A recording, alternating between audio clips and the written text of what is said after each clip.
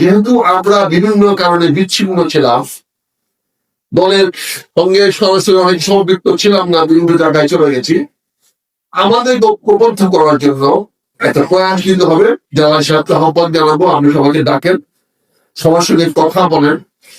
দলের সভাপতি সাহেবরা যারা আছেন, সেক্রেটারি সাহেব যারা আছেন, তারা নিজেদের স্বার্থে, নিজেদের পদ ধরে রাখার স্বার্থে দলকে তৃণমূল পর্যায়ে অনেকের কাছে নিয়ে যান নাই। দলটাকে পকেট কমিটি করে, ঘরের কমিটি করে, বাড়ির কমিটি করে দলকে ছোট করে ফেলছে। ফলে দলের অনেক মানুষ থাকার পরেও দল শক্তিশালী নয়, আন্দোলন শক্তিশালী করতে পারে না। এই আন্দোলন ছেলেরা নিয়ে গেছে আমাদের হাত থেকে, তারা নিয়ে তারা সফল হয়েছে। আজকে আমরা বলতে পারতেছি না আমি তো আন্দোলন ছিলাম, আমি হাসিনার বিরুদ্ধে আন্দোলন করেছি, কিন্তু আমরা ওই আন্দোলনে কি ছিলাম? আমরা গুলি গেছি। এই যে অত আহত নিহতের ভাতা দেওয়া হচ্ছে, আমাদের কজন ভাতা পাইছি সরকারের কাছ থেকে? তাহলে আজকে নির্বাচনের জন্য আমাদেরকে ঐক্যবদ্ধ হতে হবে, সবাইকে এক জায়গায় আমাদেরকে নিয়ে আসতে হবে। এই জন্য যে আমি নির্বাচনের পক্ষে কিভাবে কাজ করব, আমি বিএনপির পক্ষে ভোট চাইতে গেলে কষ্ট আসবে আপনি কেনা, আর আমি আপনাকে যদি নিরাপত্তা দিতে না পারি, আপনাকে যদি আমি নির্বাচন উত্তর আপনার জন্য আমি কাজ করতে না পারি, তাহলে আমার কথাই আপনারা ভোট দিবেন কেন? এখানেও তো অনেক নিরাপত্তার ব্যাপার আছে। প্রতিপক্ষ হয়তো আপনার বিরুদ্ধে তারা দিতে পারে, তখন কি করবেন?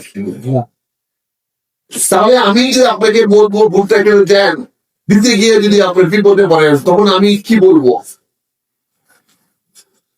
কাজে আপনারা আমার প্রস্তাব চেয়েছেন, ধন্যবাদ, শুক্রিয়া। তবে যতক্ষণ পর্যন্ত আমার পক্ষে না হবে, ততক্ষণ পর্যন্ত আমাকে নির্বাচনের পক্ষে সক্রিয় হওয়া সম্ভব না হবে। কি বলেন? অসন্তুষ্ট হলেও আমার পক্ষে সক্রিয় সম্ভব, কিন্তু তাই বলে আমি আপনাদের কাউকে বলবো না যে আপনারা নির্বাচনের কার্যক্রম থেকে দূরে থাকেন। আপনারা সবাই চাপায় পড়েন, কে কি বললো না বললো, যারা বহিষ্কৃত না, যে মাথা বহিষ্কৃত, আমরা যারা আছি বহিষ্কৃত আছি না, যারা তারা সবাই তালুকের নেতৃত্বে, বিএনপির নেতৃত্বে, শফিক আছে নেতৃত্বে, তারা সবাই চাপায় পড়ে। কে ডাকলো কে ডাকলো না, এটা নিয়ে কথা বলেন। আমি আমার অবস্থানটা আপনার সঙ্গে পরিষ্কার করলাম, কারণ আমি মনে আছে কিনা আপনাদের, আমরা ওই কত বছর 2023 সনের কত বলেছিলাম, সেপ্টেম্বর মাসে বলছিলাম যে 1 বছরের মধ্যে নির্বাচন হবে না, বলছিলাম না? আপনারা শুধু অনেকে বলেছিলেন না 3 মাসের 6 বছর মধ্যে হয়ে যাবো। আমি বলছিলাম যে 1 বছরের মধ্যে নির্বাচন হবে না, 1 বছর না 2 বছরের মধ্যে নির্বাচন হবে কিনা আমার সন্দেহ আছে। তো 2 বছরের মধ্যে নির্বাচন হইলে আমি নির্বাচন করব। ফলে যে কোনো হোক 18 মাসে নির্বাচন হয়ে যাচ্ছে। তা আমার তো ভবিষ্যৎবাণী টিকলো না, 2 বছর হইল না, এর আগে হয়ে গেছে। সাধুবাদ, ধন্যবাদ সরকারকে, ধন্যবাদ উপদেষ্টা কমিটি, ধন্যবাদ। কিন্তু যেহেতু আমি বলছি 2 বছরের মধ্যে নির্বাচনে যাবো না, ফলে আমার পক্ষে আমার কথার থেকে সরে আসাটা সম্ভব না। কারণ আমি আপনাদের সামনে অর্ডার করেছিলাম 2 বছরের মধ্যে নির্বাচন হলে আমি নির্বাচনে যাবো। মনে আছে তোমার? আপনারা তো বলছিলেন সবাই। এটা আমাদের সেপ্টেম্বর মাসে বলছি, অক্টোবর মাসে বলছি, নভেম্বরে মিটিং এ বলছি। তারপর থেকে আর আপনার মাসিক মিটিংটা করি না। কাজে আমি নির্বাচন চেষ্টা করি নাই, তাদের কাছে যায় নাই, বলিও নাই, আমি বহিষ্কারের কথা কাউকে বলে নাই। আজকে আপনারা সবাই বললেন, আপনার জন্য শেয়ার করলেন। কাজে আসেন, আমার বয়স হয়েছে, আপনার নির্বাচন করার সুযোগ পাইলেও না করে ভালো ছিল, আমি বলবো না। তো আপনারা নির্বাচনে অবশ্যই দক্ষ থেকে পক্ষ নেবেন, নিজের প্রার্থীকে অবশ্যই জয়ী করবেন।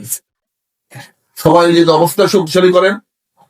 রাজনীতি মানে হলো একটা গোষ্ঠী, একটা দলের ক্ষমতা। আপনাকে দলে না থাকেন বুঝ থাকতে হবে, কুচিত দেখেন দলে থাকতো। যদি দলে না থাকেন তাহলে বুঝ তৈরি করেন, আমরা সম্পর্ক করেন। আমরা একটা পক্ষ, রাজনীতি থেকে পক্ষ থাকতো, একা রাজনীতি হয় না, একা কাউকে কেউ মার।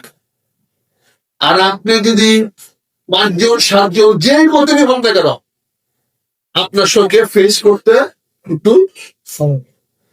তাহলে চেষ্টা করবেন ঐক্যবদ্ধ থাকার জন্য। ঐক্যবদ্ধ থাকলেই আল্লাহ বলে তোমরা এক ছাত্র জয় তোমাদেরকে আমি দিব। অনৈক্য মানে হলো নিজেকে ধ্বংস করে না। আমাদের ঐক্য ধরে রাখবো, ইনশাআল্লাহ আমরা করবো। আমাদের অনেক ধন্যবাদ। আমি হঠাৎ করে আসা ট্রেনের বসে মিটিং এর কথা বলে, কারণ আমি আজকেও জানতাম না যে আমি আসবো। গত 4টা টিকিট কষ্ট করছি আমি, টিকিট করি, হ্যাঁ, কিন্তু আজকেও সকাল 9টা থেকে 11টা পর্যন্ত মিটিং করে দূরে আসলে 4টা উঠছে। ঠিক আছে, আজকে যাবো, কারণ মানুষের একটা গ্যাপ হয়ে যাচ্ছে, বিভ্রান্ত হয়ে যাচ্ছে। আপনারা যে এই নির্বাচন ঘোষণা হয়ে যাওয়ার পরেও আমার আহ্বানে আসছেন, আমি আপনাদের কাছে কৃতজ্ঞ।